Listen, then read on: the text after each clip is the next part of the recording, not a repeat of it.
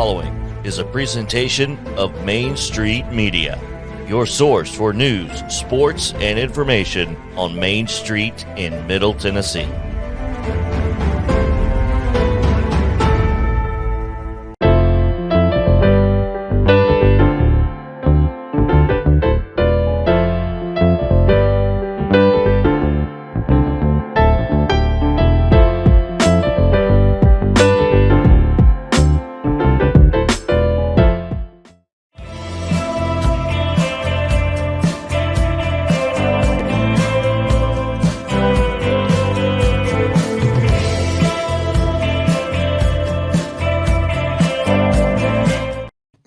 All right, welcome back into Mornings on Main Street.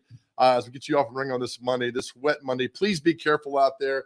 Trousdale County schools have been canceled today. I've been doing some storm damage that's going on out there, and the roads are a mess. It's going to be bad road-wise, weather-wise, all day long. But do not let that keep you from having a good day and smiling. All right, so yesterday they made the announcement of the TransPerfect Music City Bowl. It's going to be Tennessee taking on Purdue. Now, if you go back, 1998 was the first Music City Bowl. They played it at Vanderbilt because Nissan Stadium wasn't built or completed yet, and it featured Virginia Tech taking on Alabama. Next year, the 99, Virginia Tech played for the national championship, lost to Florida State. And of course, we know what happened to Alabama. Nick Saban shows up in 2007, and they win 87 national championships. But anyway, yesterday was a chance to talk to Scott Ramsey, the CEO of the TransPerfect Music City Bowl. And a lot of questions, Tennessee and Purdue. It's great them having coming here.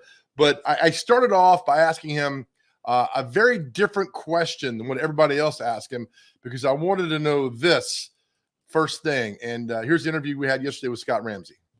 What was it like getting to stand up there on that stage again, talking about this bowl game after not doing it last year, when you've done it the 23 previous years? A relief, really. It was, and I said it up there, our organization, our board, our staff, we like doing events, and we like hosting events. And last year was difficult. Anybody that did live events will tell you that. I think we're no different. Certainly the bowl had been a great staple of our annual schedule for sporting events, and not to be able to do it and have the cancellation happen really late. We had the unfortunate bombing, and then we had the cancellation. It was really a rough week for the city, and to be able to bounce back this year and really feel like we've got an exciting destination for two fan bases is really a relief to kind of get. Hopefully, it passed us. Not a lot of inside baseball, because I don't want you to divulge your secrets, but getting Tennessee to come here in a year where not a lot of people are traveling, that just, I don't say it fell into your lap, but it fell into your lap.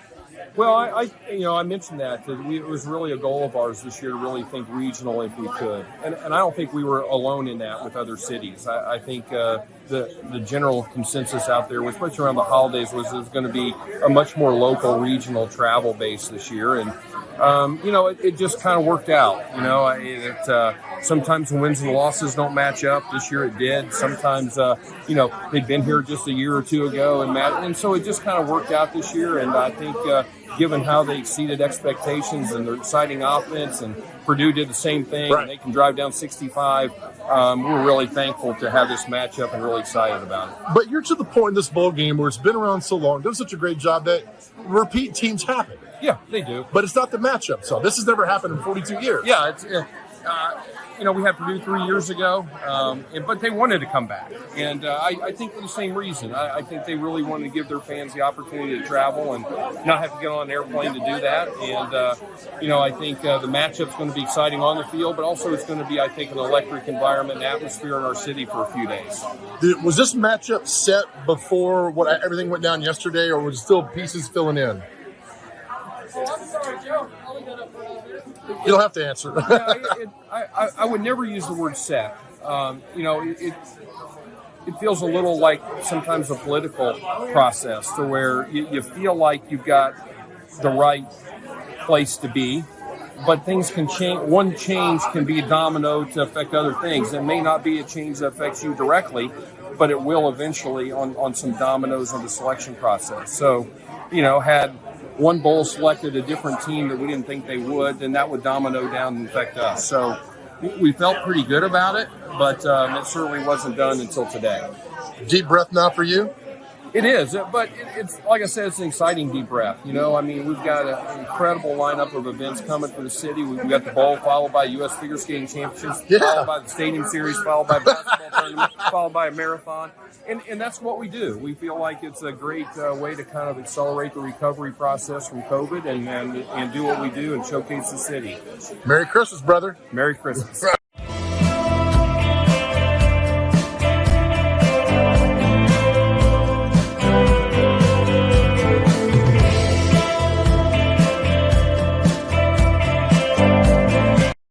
All right, many thanks to Scott Ramsey, the CEO of the Chance Perfect Music City Bowl. Remember last year they're supposed to have it, as he talked about, the Christmas bombing that went on and with COVID and everything, and the game had to be canceled. And I know that just broke their heart for everything because, the bowl's been such a great thing for our city, but circumstances last year with what went on, and we all understand that. And so we're glad to have it back next year and welcome people to town. As I said, with an announcement, come to town, spend money, go to our restaurants, tip the servers massively, and then quietly go home. But come to town. It's a lot of fun. December 30th at 2:00, I get to host the Battle of the Bands when it happens down there. So that's going to be a lot of fun. I remember back in 2016 when Tennessee came to town for the Music City Bowl and took on Nebraska. Tennessee fans, obviously, it's in the state, took over, spent a lot of money, had a good time. Tennessee won that bowl game, and it's always fun. So I think the last bowl game was Louisville and Mississippi State in 2019. Purdue came here in 2018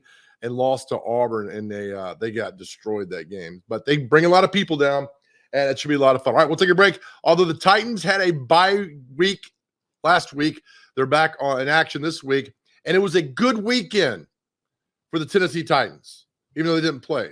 We'll tell you about that with Terry McCormick, Titan Insider. We return. You're watching Mornings on Main Street.